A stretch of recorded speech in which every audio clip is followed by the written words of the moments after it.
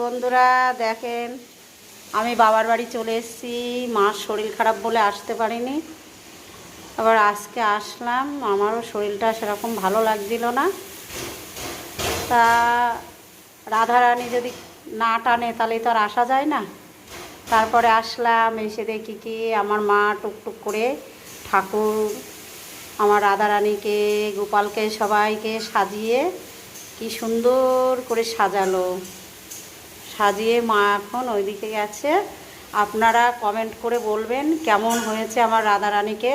আমার মা সাজিয়েছে তো কেমন হয়েছে কমেন্টে লিখবেন। হ্যালো গাইস, হ্যালো বন্ধুরা, রাধে রাধে, জয় রাধে, হরে কৃষ্ণ। আমার গোকু সোনা টোনা দেখেন কি সুন্দর বসে রয়েছে সব ফুলের মধ্যে। আমার মায়েদেরকে খুব সুন্দর সাজায়। সে দেখেন আমার ভাই এখন ভোগ রান্না করছে, ঠাকুরের ভোগ দেবে বলে,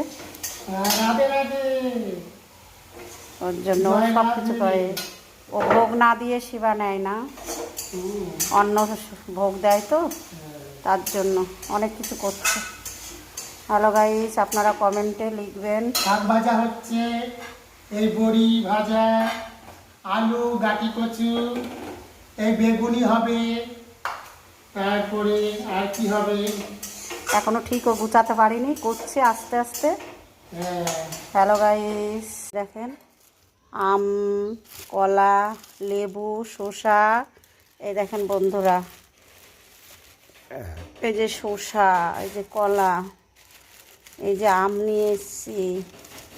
কী আম জানি না, এখনকারের আম নিয়ে এসছি বন্ধুরা। দেখেন ঠাকুরের ফল নিয়ে এসছি। এখন ছেলের খাবার দিতে গেছে স্টেশনে।